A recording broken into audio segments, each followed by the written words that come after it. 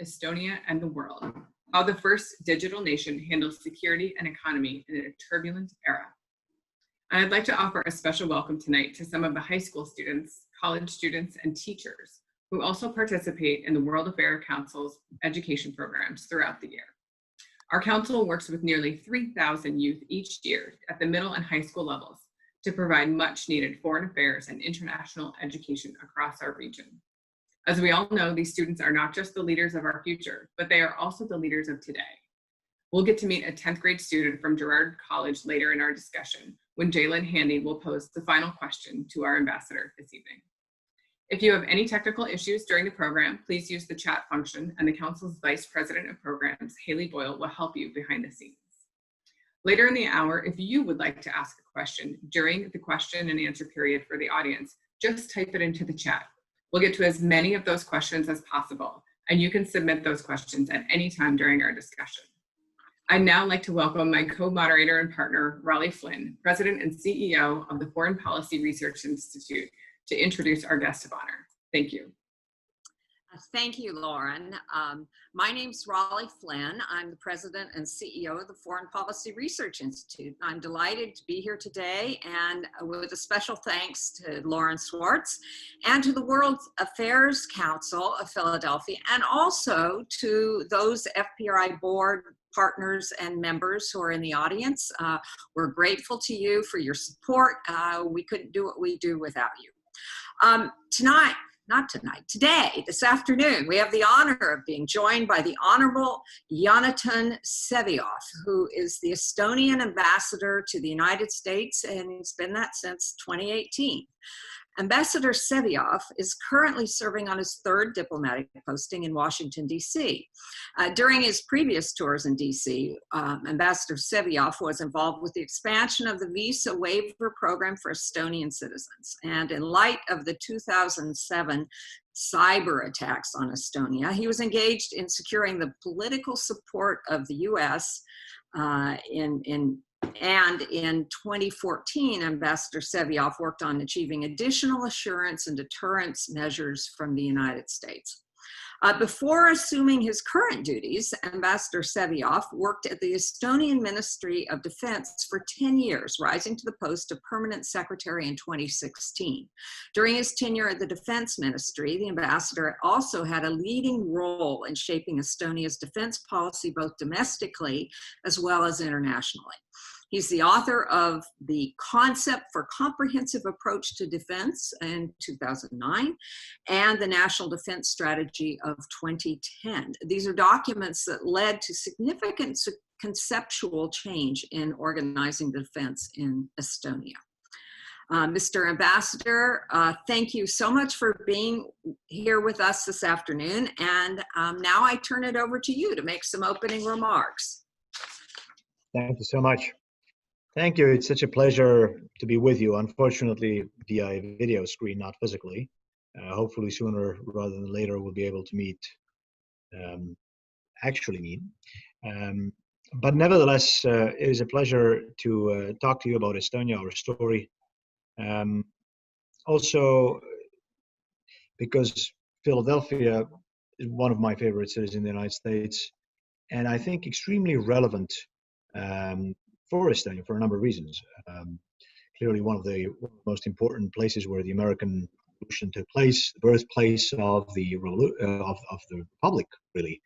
It is, I think, highly symbolic to be talking about international affairs from the perspective of a small democracy within the United States, and especially with the people from the great city of Philadelphia and the state of Pennsylvania. And as we all know, the world's eyes are currently on Pennsylvania, watching the way you vote and eventually how you count the votes. So I think we couldn't find a more appropriate time than today to be talking about these international matters. I thought I'd give you a brief overview of who we are in Estonia and where we're coming from.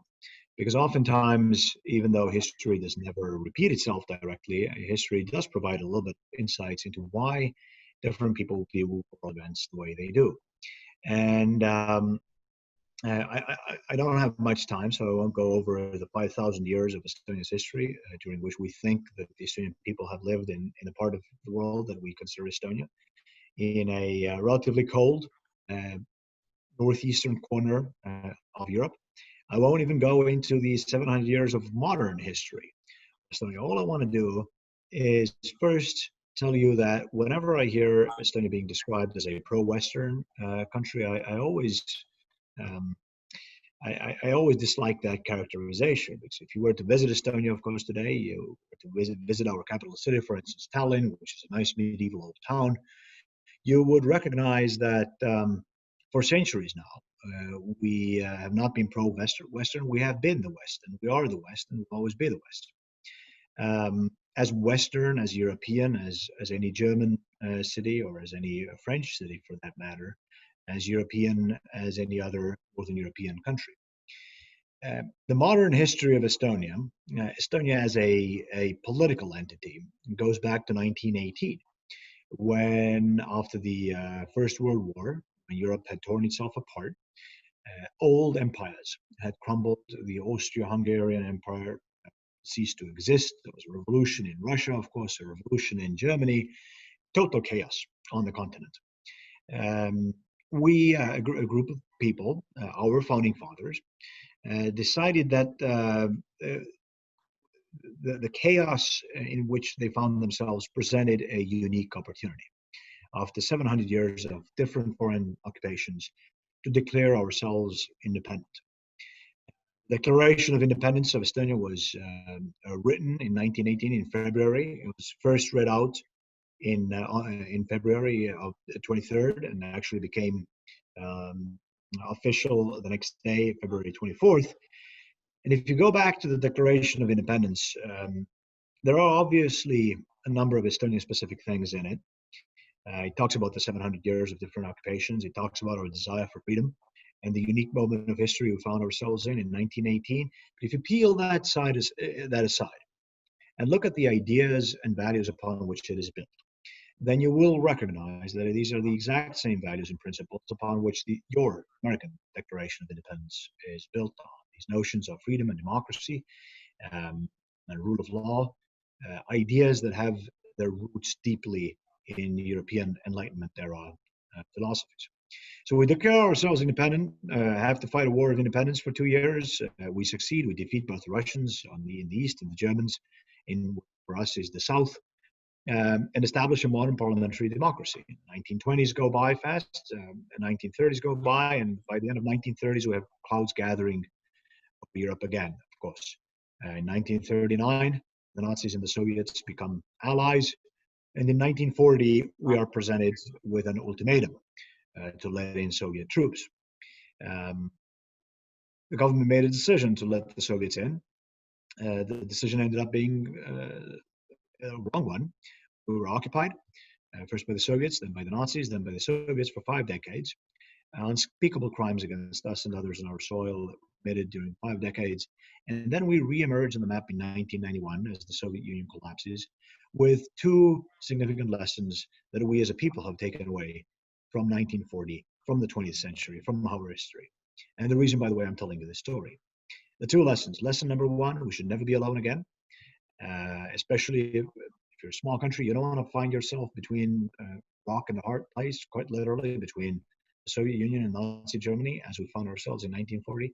So from 1991 on, the foreign policy of Estonia was directed at joining everything there is: NATO and the European Union, the OSCE, the OECD, the Schengen Area Free Movement, the Eurozone, you name it, we're a part of it, because of the strategic lesson we took from 1940. I think it's valid, relevant today for us. I think it is valid and relevant for bigger countries these days as the world is globalizing and we're all becoming, relatively speaking, smaller in the face of the challenges and the problems that we face. Second lesson we took away from 1940 was that not fighting is not the safer option. So we were presented an ultimatum. We said yes. We hoped that we could hide ourselves from history. At least in our experience, you can't hide yourself from history. History has a way of finding you.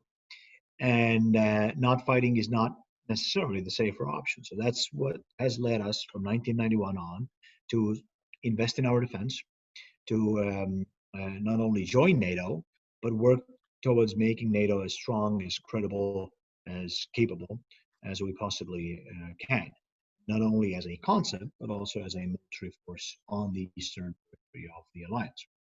Now, I don't have much more time, so this is the guiding principle, these two lessons of Estonian foreign policy since the early days, informed by our history, uh, but also reinforced by our everyday experience on the periphery of the West, on the periphery of Europe and NATO, on the border of Europe and NATO, if you will. Now, none of this would be possible without an economic success story. And Estonia's story economically has been extremely successful. It has a lot to do with digital. We have built the world's first digital government where all services are offered digitally, not only physically. Nobody ever goes to a DMV. Everything is digital. People do their taxes in 2 or 3 minutes online. 99.8% of bank transactions digital. When our president signs bills into law, she does not usually use a pen. She uses the digital signature, which is legally valid. Talking about voting, we have an option of voting online digitally from your home, from your basement, from your bedroom, doesn't matter from where. And at last parliamentary elections about a year and a half ago, 40% of the votes were cast digitally, which obviously makes life for political pundits significantly less interesting because the polls close at 7 p.m. in the evening on our election day. We pretty much get the results 2 minutes later. So there's really nothing for our version of John King to do in front of a TV and pointing at different districts because the results are there. I mean, you can go into, getting the views of the politicians and spin room immediately. There is no really interesting process of actually waiting for the results, which obviously has its pluses and minuses. Now, I know there will be questions. I'll stop in a second. I wish I could end here. And 5 or 6 years ago, I may have ended the story here. A fairy tale, small people on the periphery of the West, being occupied and then coming back from the ashes, building a digital government, a digital state, one of the most successful economic stories of the 1990s and 2000s in all of the world, and certainly in Europe. I can't stop here. Need to point out the fact that clouds are gathering again. Globally, the tensions that are evident are clear. Also in Europe, this experiment with democracy that we have going on here, not only in the United States, in Europe, in Estonia, these ideas and ideals that we're trying to live up to every single day, they are an experiment. I like that saying. What is important for us to remember, though, is that there are other experiments out there, not only providing an alternative, but that are competing with ours. We felt it for 5 decades. We feel it next door every single day today. You look around the world, you see this competition taking place. History did not end when the Soviet Union ended. It did not end when the Berlin Wall came down. We know it from our experience. It didn't end when NATO was expanding. It hasn't ended. It goes on. And history knows that once democracies fall asleep and fail to recognize the dangers lurking around in the world, then we're deemed cursed to pay a price sooner or later. So I hope that in the question and answer session, I can talk about this a little bit more. One of the things that Estonia does these days to try to play a regional leadership role is the 3 Cs initiative. I know we will be talking about the 3 Cs a little bit more. The 3 Cs is one of the ways we're trying to bring the region, our region, Central and Eastern Europe, together. The 12 European Union member states between the Adriatic and the Black and the Baltic Seas. These are the 3 Cs. In terms of infrastructure investment and connectivity. Infrastructure investment and connectivity, which today clearly are strategic areas. And areas where the Russias and the Chinas of the world provide clear alternatives. So one of the things we're trying to do with the 3 Cs is demonstrate that our free market-based democratic system of governance and economic model is more than capable of competing with government-run investments when it comes to infrastructure investments. There's a particular way we're doing this. And I'll answer it if you're interested in it. But it's one of the examples where small countries, we're a country of 1.3 million people, so small countries, we can't really build up infrastructure between 12 countries ourselves, but we can be the thought leaders, so to say, bringing people together, making sure we utilize our strengths as free market economies in the face of competition by run systems. I'll conclude here and I'll gladly take your questions. Thank you again for. Thank you, Ambassador. We will get started with some questions between Raleigh and myself now, and we'll move to questions from the audience at about 4:45. So I'd like to follow up on the topic of elections. Of course, we all know that we're just 1 week away from the presidential election here in the US, and there are more questions than ever, right? How do you vote? When do you vote? When will your vote be counted? When will the results be revealed? Will they be challenged? This is one of the most uncertain elections that any of us have ever faced, and it's causing a tremendous amount of worry and questioning of our whole systems and society. And while the rest of the world may be looking at the American democracy with wonder right now, Estonia, as we know, is the envy of many countries because of its comprehensive e-government that you mentioned. Can you walk us through in a little bit more detail? How does it actually work? How do you vote from your computer? I think it's a technical question, but it's something that we're all, as Americans who are getting ready to vote or have already voted, really curious about. And where does this system potentially fail? What could be transferable to other countries, taking technology and culture into account?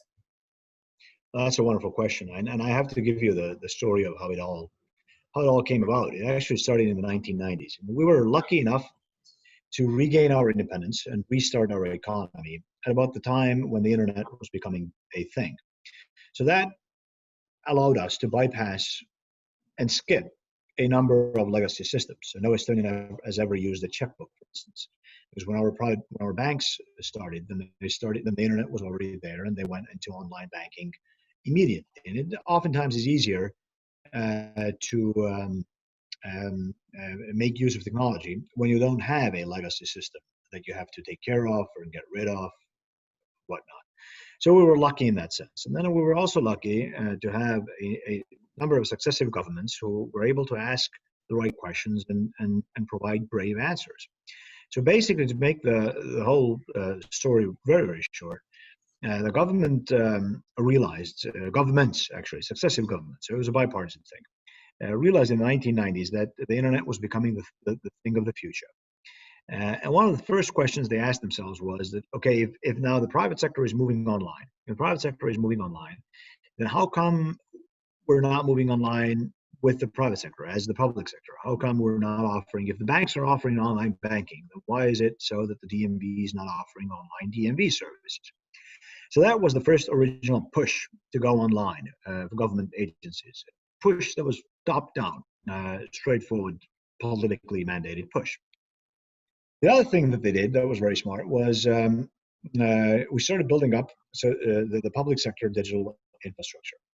And instead of building up a big central database that could and probably will fail, because digital things fail all the time, it's clear, what they did was build a decentralized system, a fundamentally decentralized system. So the best way to explain how it works is to draw a parallel to the Washington, D.C. Capitol Beltway, the 495. I'm sure you've all been to Washington, D.C. I don't know if Philadelphia has a similar ring road around it, but Washington certainly does. So what we did was we built a digital beltway, if you will, a digital circle, a data highway, which is secure and encrypted and time-stamped and all, but it's nothing but a highway that data travels. We call it the X road. And then we built exits off it to all the different government databases. So there is no central big database. It's decentralized. Then we allowed the private sector to build their own exits. So the banks, the telecommunications companies, almost everybody but your mom and pop store has an exit off the digital highway. This makes data transfer possible. The technology we used was off the shelf. Estonian companies built it, but nowadays it's managed by a joint Estonian-Finnish NGO or government-run NGO, to be more appropriate. The technology is off the shelf. What was unique was the legislation around it. So in Estonia, data is private property. Your data is your private property.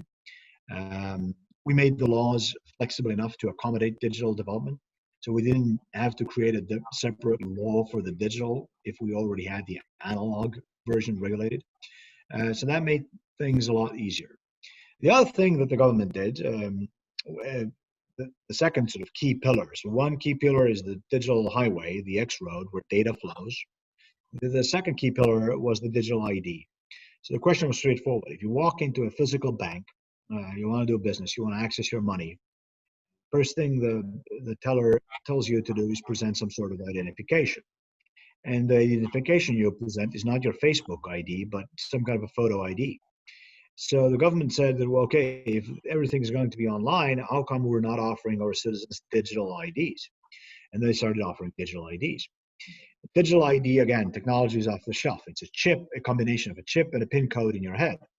Everybody has it. It's mandatory to have in Estonia. You're born, you got a digital ID. There will be a number of cultural sensitivities in the United States probably around that, not so much in Estonia. So nobody has a problem with having a digital ID. Everybody has it.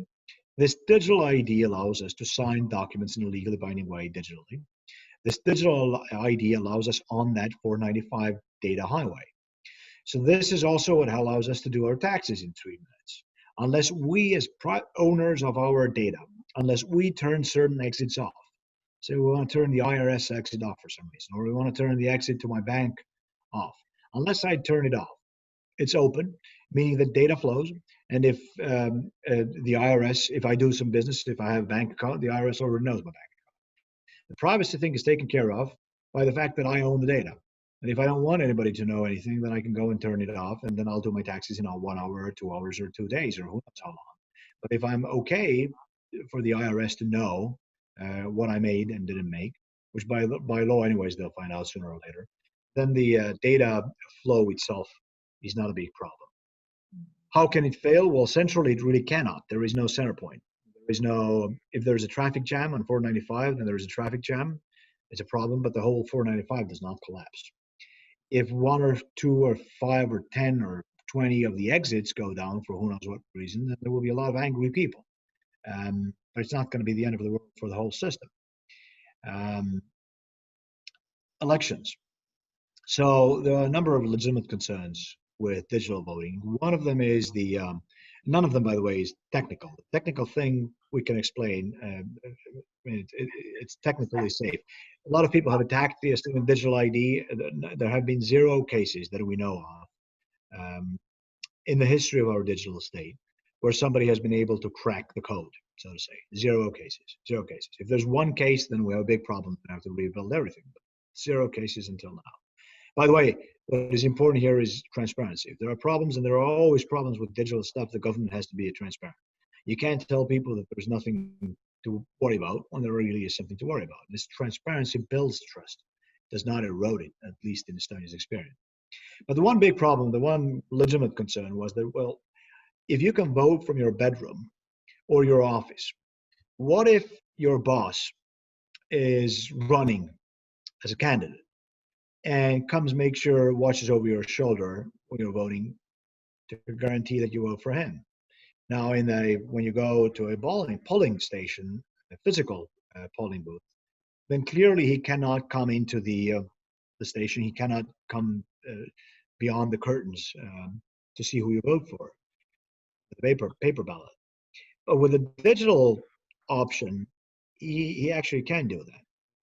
And there really is no good solution except for what we came up with, which is that you can vote how many times you want. The last vote counts. I mean, there's a given period during which digital voting is open. It doesn't go on until forever. And it takes place a few days before the actual election day, basically a week before. If the US were Estonia, then you'd be digital voting right now. So you want to vote 100 times, go ahead, vote 100 times during this period of time. It's the last vote that counts. Furthermore, if you then decide to change your mind, or if you're not sure as to whether it was compromised, you can show up at a polling station and cast a physical ballot, which would then cancel out your digital vote. Almost nobody does that. If you're afraid that your device had been taken over by malware, and you think that you voted for your favorite candidate, but in reality, it was just a phony website that pretended to be the National Election um, Service website.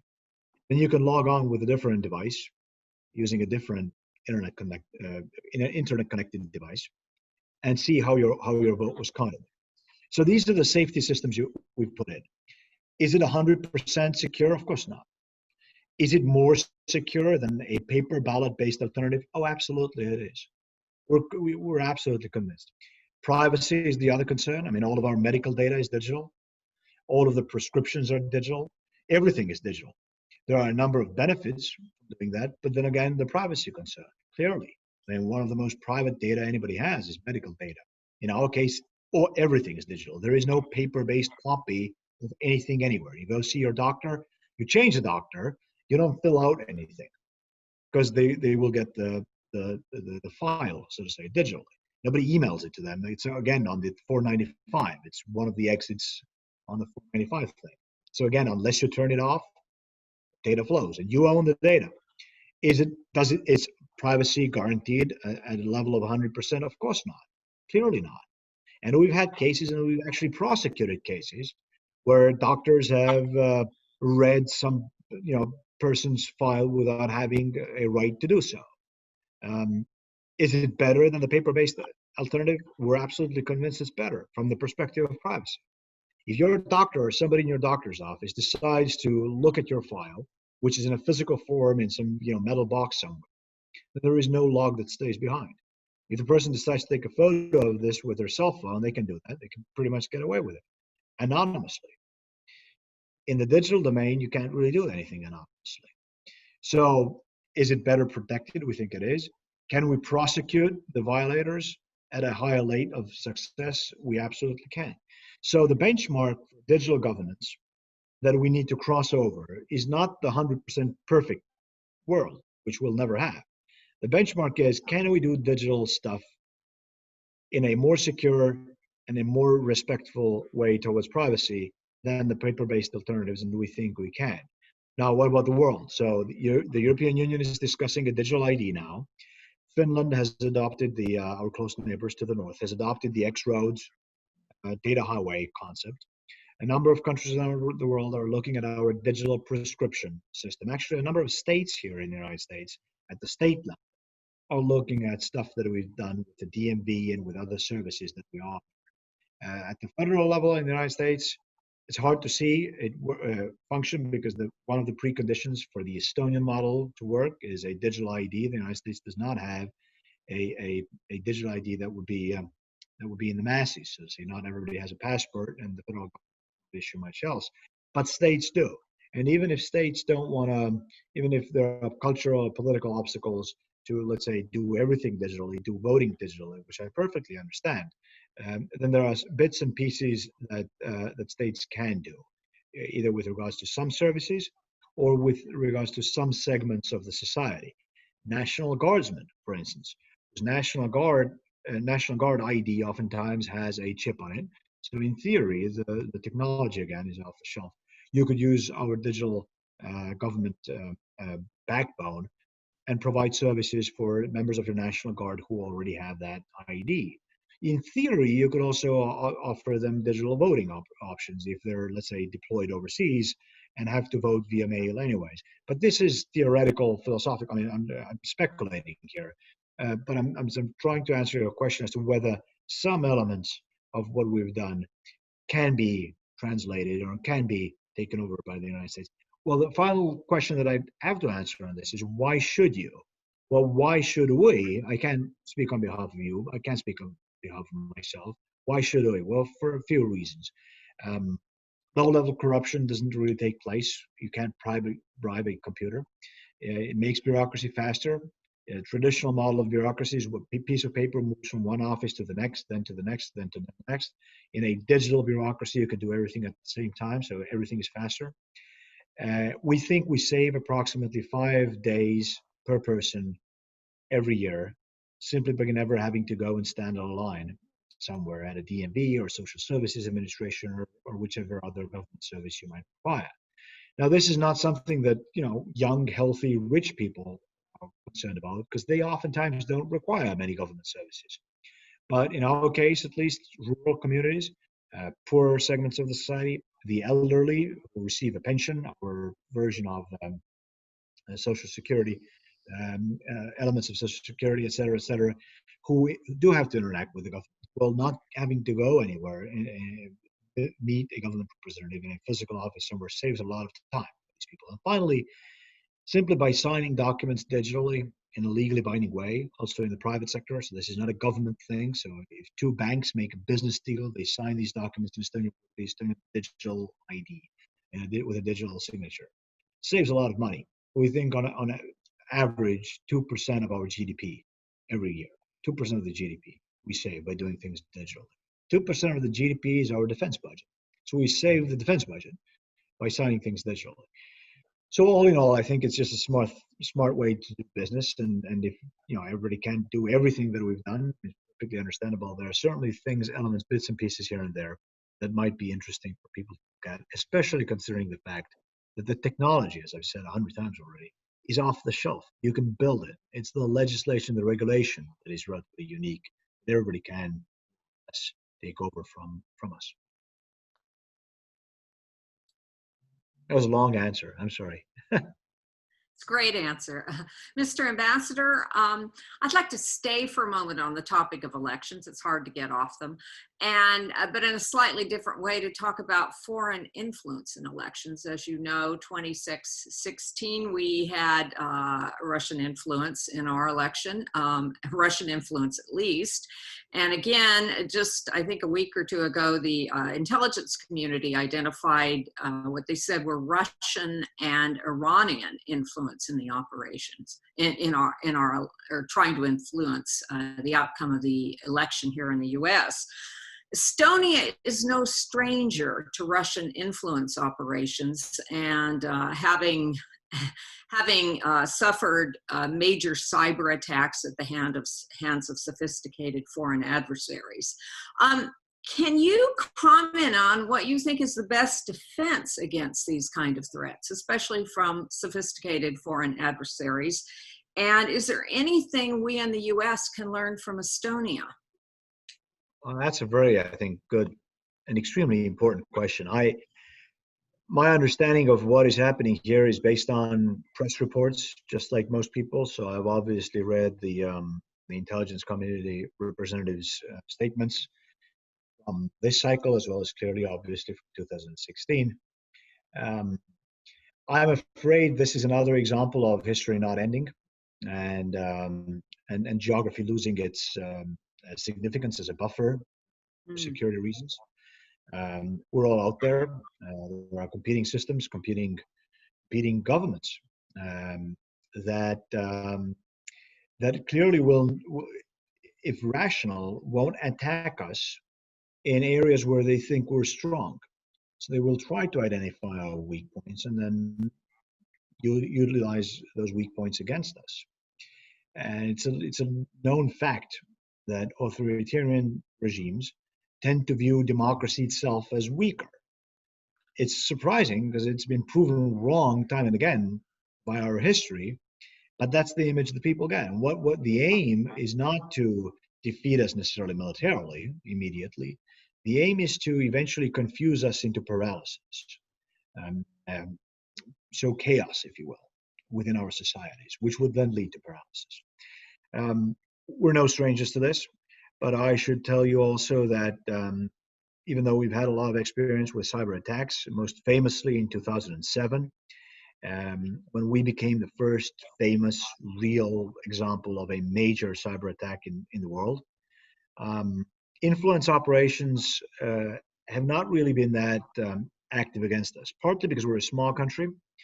And if influencing the Estonian electoral system costs about the same amount of money as influencing the American electoral process, let's say, then clearly, I mean, it's more cost effective to concentrate on the big guy than it would be on the small guy. Additionally, I think we're relatively immune. It's the 50 years of Soviet occupation, to a certain extent, functions as a vaccine, if you will. We have antibodies still in our system. So it's not that easy to use, propaganda I mean, the people have a I think a habit of seeing it through in Estonia. So it's risky for the other side to really try to confuse us into paralysis with these methods, um, partly because of our history. But the cyber attacks were real. 2007, what made it special was that, I mean, governments and intelligence agencies and militaries and what private companies clearly had been attacked before in the cyber domain. What was unique in 2007 with regard to Estonia was that the society itself came under attack. So the intelligence and the military and the government systems were up and running. What happened was people lost their email, they lost access to online news, they lost access to online banking, all of that stuff went down. So it was a big, a wide attack, if you will. Obviously, a huge problem, even if you're not a digital government, if you're not a digital state, if you are, an even bigger problem. Eventually, we were able to solve it. So what do you do? What do you do? So first of all, I think there are a number of defensive things we can do. What we found out in 2007, I mean, the experts knew before, but what we as a people found out in 2007 was that this is not even it's clearly not, it's not even a whole of government problem, it is a whole of society problem. The number one source of computers that have been taken over by malware and that were attacking our servers were number one and number two, if not mistaken, if I remember it correctly, were Egypt and the United States. Now, clearly, Egypt and the United States had nothing to do with the whole thing. Why Egypt and the United States? Well, I guess there was just a higher number of computers that the malware was able to take over in Egypt because people apparently don't use good quality antivirus in the United States because the United States just has so many computers. All it takes for a few, thousand of them to be taken over by malware, then direct against another country to be to make a problem. So what I mean by this is that when we teach our kids to brush their teeth and to practice basic hygiene requirements, and we're obviously doing so because we care about our children, but this is also a matter of public health policy. We care about our people. Cyber hygiene is similar.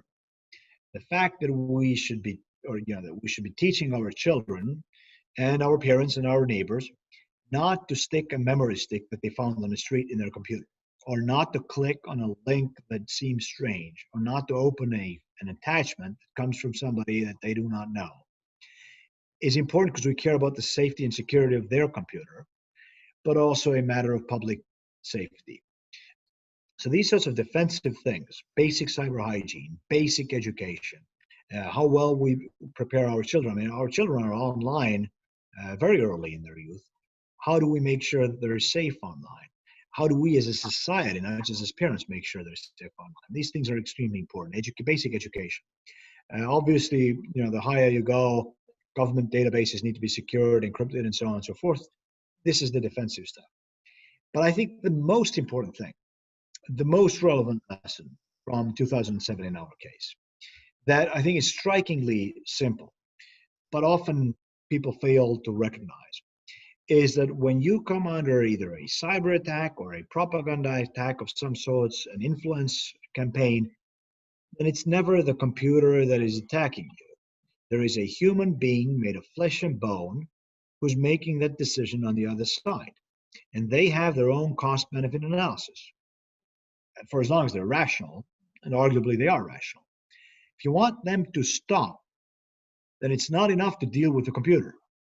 You have to go and you have to affect their cost-benefit analysis. It has to cost them more, or it has to be convincing. Your defenses have to be convincing enough for them not to try, because they will see no benefit in doing it.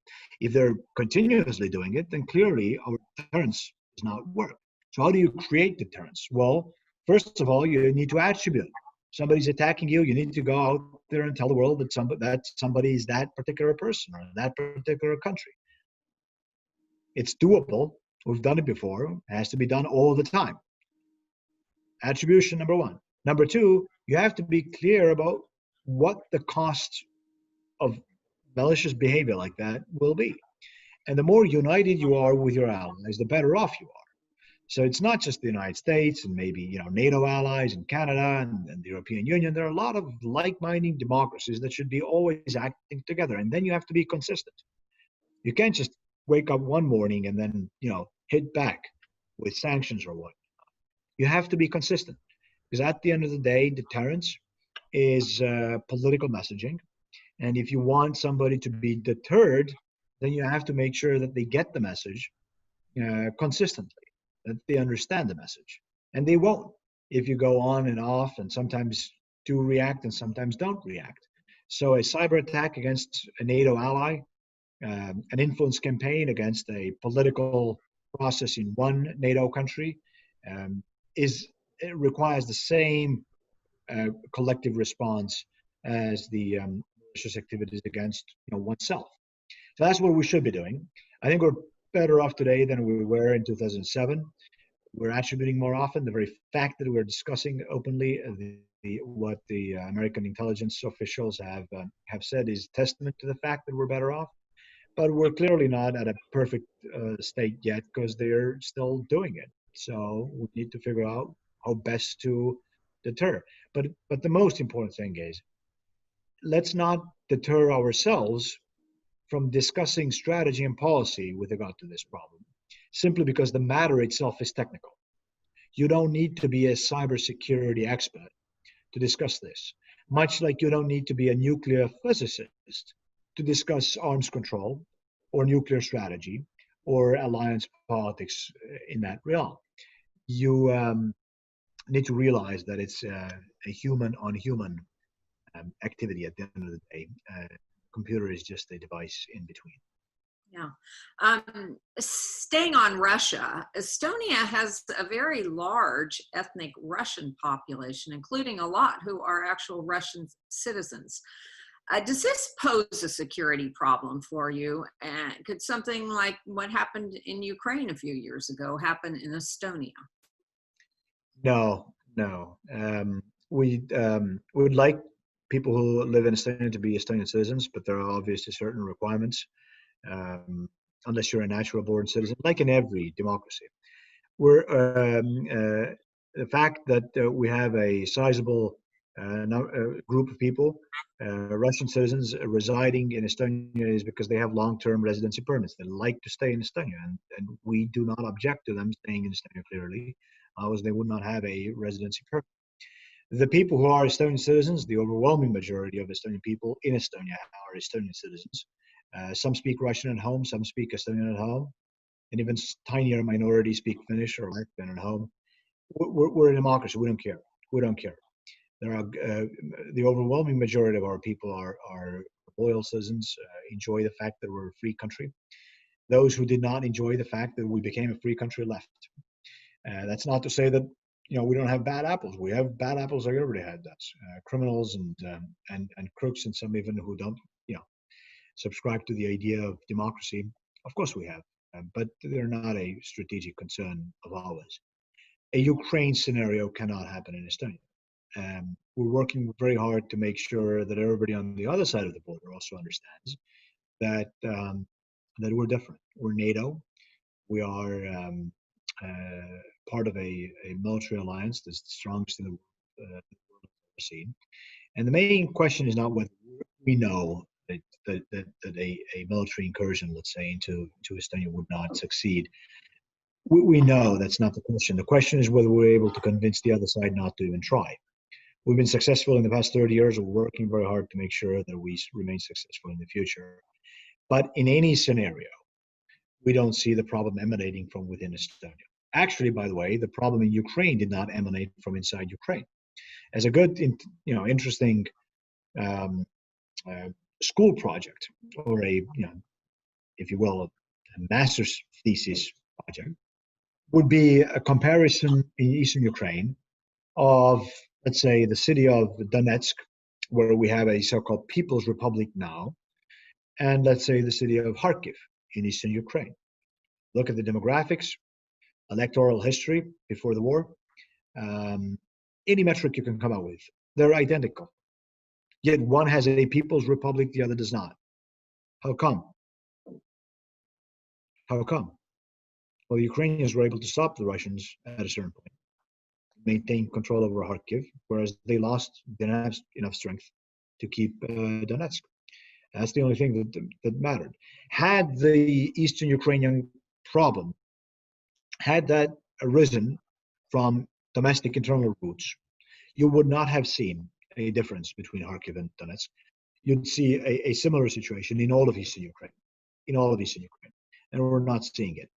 So protesters can be exported and imported. Propaganda can be created. We should all be concerned about all sorts of hybrid scenarios, influence operations, which are seeing cyber operations. But at the end of the day, war is war, and requires, not just the computers, also much bigger hardware, which we saw happening in Eastern Ukraine. That's what happened in Ukraine. There was a war, one country invaded another one.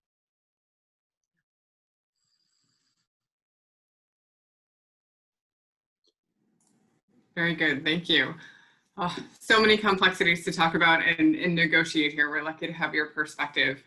I'd like to ask our high school student now, Jaylin, who's from Girard College, she's a 10th grader, to take this opportunity to ask you a perspective. Getting the youth education movement involved in foreign affairs is a core mission of what we do here. And I'd like to hear from Jaylin right now. Hi, as Lauren said, my name is Jaylin Handy. I am a sophomore at Girard College here in Philadelphia. I heard you, Mr. Ambassador, I heard you mention your country's role in the world. Does your digital infrastructure function at 100% at all times? If so, how does that affect your country and its citizens? And how does that affect your country's role in the world and its advanced technology, and how does it affect other countries? Thank you. Thank you for the question. Before I answer you, I just want to say how great it is that you're interested in international affairs, and I hope that my long answers have not made you lose interest in international affairs. It is so important for the next generation in our free countries to be not only interested but also aware of what is going on in the world. It is so easy at this day and age to just get consumed by social media and whatnot, and we will all be doomed if the next generation isn't better than we are. We have to get better. The risks are so huge. So thank you, first of all, for your interest. Thank you also for your interest in Estonia. I think the biggest beneficiary of the Estonian digital government is Estonia and the Estonian people. And as I said, within the Estonian people, I think the biggest, on average or per capita, or relatively speaking, winners are rural communities, the elderly, the pensioners, and actually, interestingly enough, parents with young kids. These tend to be the groups that also, on average, tend to require more government services, at least temporarily, when it comes to parents of young children. And they also happen to be groups within the society that have a harder time going physically to a government office. What the digital story does for Estonia internationally, besides hopefully allowing for some Estonian companies to make money. And by the way, a lot of Estonian companies, we have a big, digital sector. Skype is an Estonian company, for instance. It was later bought by Microsoft. Some people got very, very rich. I can tell you that. So besides business opportunities, what it gives us is a chance to tell people a story that hopefully some other people find pretty interesting and cool. I know in the United States, we have a lot of interest from, let's say, state level Secretary of State offices, where they want to find out how we do the DMV stuff digitally. We have a lot of interest from from Silicon Valley, from the companies, from officials who work on digital and cyber issues, from universities, from the think tank community. And that is exceptionally important for us, and I'll tell you why. This may be a unique small country perspective on this. In 1940, we were occupied. We were destroyed. I mean, the country was destroyed. We disappeared off the maps of the world. And when the Soviets occupied Tallinn, on the same day, They also occupied our southern neighbors, the Latvians, and the country that is one further south, the Lithuanians. So 3 European capitals occupied on the same day. There was a 4th European capital that was occupied that day by another totalitarian power, and that was France, Paris in France, by the Nazis. So Hitler marched into Paris on the exact same day that Stalin marched into my capital city of Tallinn. Why did Stalin march into Tallinn on the exact same day? Well, he was pretty good at propaganda and, spin back in those days. And when you go back today, you can access newspapers, American newspapers, from that day. Who's on the front page? It's Paris. Nazis in Paris. Hitler has taken over France. Where are we? Well, maybe some page 5, tiny little news story. So being overlooked for a small country can be a strategic, mortally dangerous thing. The easiest way to be forgotten about is if you're not noticed today. So a big country can afford to not look special, not create news, not be on the mind of other people. We can't afford that. So this is what the digital story gives us. It gives us a chance to talk about us. It gives hopefully a chance for some of you to go and visit Estonia, see what a wonderful country it is with the old towns, medieval cities, beautiful nature, and so on and so forth. And all of this is important for us business-wise, tourism-wise, and so on and so forth. But at the end of the day, it's also important for us to make sure that it will not be forgotten about if something were to go wrong, because that is a security issue for us. We don't ever want to be on that page 5 again. Thank you, Mr. Ambassador. For our first audience question, we have a lot of questions, so we're going to combine this. And there's a question on NATO and the 3 Cs initiatives. So the first question is, can you envision NATO becoming a cybersecurity alliance as well as a military alliance? And can you also say a few words about the 3 Cs initiative? First answer is pretty straightforward and simple. Yes, I can. It should be the case. I think we're moving that way.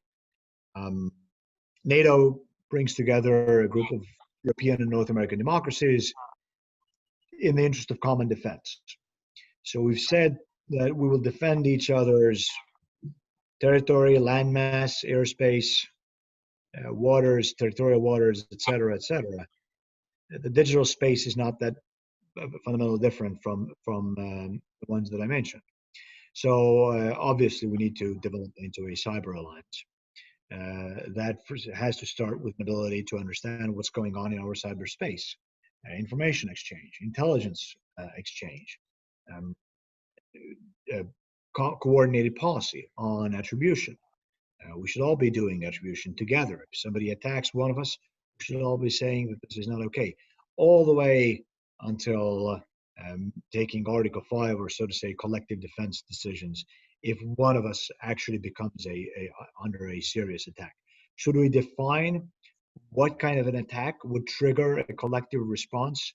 No, I don't think we should. I think the fact that we create a sort of if you will, a constructive ambiguity around what our response would be, I think is smart. It's just a smart thing. We need to tell what we do. Let them guess. But we need to make sure that everybody understands that nothing is off limits. If you come and take down our society, if you destroy our country, not with a conventional attack, but let's say with a cyber attack, then you should prepare yourself for us coming back at you and not doing so alone. Not just the United States, not just Canada, not just France, but all of us as NATO. So the answer here is yes. It's a political question at the end of the day. We think NATO should be active in the cyber domain. 3 Cs is pretty straightforward. So we're a region within the European Union of 110 million people, approximately. So not that insignificant. But nobody's marketing us as a region. Connectivity. Due to the 5 decades of lost history, and we're all EU member states now, so part of the same economic political bloc. But when you look at the map of Europe, railroads and roads and pipelines and digital connectivity, Western Europe is a crisscross of connectivity, east, west, south, north.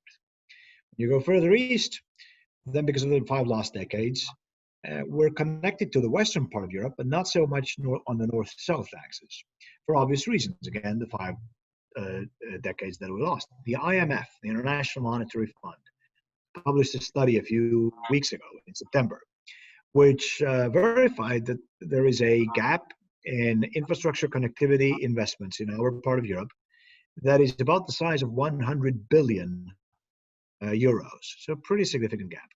There's a problem for our economic growth, et cetera, et cetera. So we need to fill this gap. And the governments are filling it anyways, sooner or later. The problem now is that when you look at what some of the authoritarians are doing in the world, they're utilizing strategic infrastructure investment in geopolitical interest. So somebody is showing up and they build you a port, or they build a pipeline of some sorts. They build you a railway. And it's all not aimed at making money, but tying you to them, or has other kinds of geopolitical considerations behind them. We need to obviously compete with that, fill the gap, but we need to fill the gap in a free market, democratic way. So what 3Cs did is it brings together those 12 countries from Eastern Europe. We created a fund, which is it's a for-profit fund. It will fundraise from capital markets. We have all put in our own money just to demonstrate that we have our skin in the game. The United States has joined us. All in all, right now we have about 1.2, I think 1.3 billion dollars in the fund. That's not going to fill the 100 billion gap. And the aim is not to do it with government money. Government investment is going into infrastructure anyways. The aim is to now provide an opportunity for the pension funds, for the investors in the Western world to make money, fill the connectivity gap that we have in the region, and help compete with what our competitors are doing. In a nutshell, that is what 3Cs is about. So it's clearly a regional project, but if we succeed, then it's a model that can be multiplied in other places, in other regions, on other continents, in Africa, in the Middle East, in East Asia, you name it. But it's easier, when you talk about it like that, it sounds very simple and straightforward. Putting it actually together with 12 countries, creating a fund, finding out what the projects are, it has required a lot of work. We've done it, we've succeeded, and now it's taking off. So that's what the 3Cs is all about. Thank you, Ambassador. And unfortunately, we have to wrap up. It's just 5 o'clock now. This has been a fascinating conversation that's taken us paths all over the world. And we are so glad that you were able to join us tonight to share these forward-thinking and ideas and strategies for your country that the rest of us can learn from. We know that Estonia is pushing boundaries in tech, how the government serves its citizens, investment, security, innovation, and so much more. It's been an honor to have you with us tonight, and I have no doubt that our guests appreciate your time and your candor with us this evening. I do wish you the best of luck in a complex world of foreign affairs, and we look forward to watching what Estonia does next. Thank you for joining us tonight, and thank you to all of our members and guests. On behalf of the World Affairs Council of Philadelphia and the Foreign Policy Research Institute, have a good evening. Thank you. Thank you, and stay safe.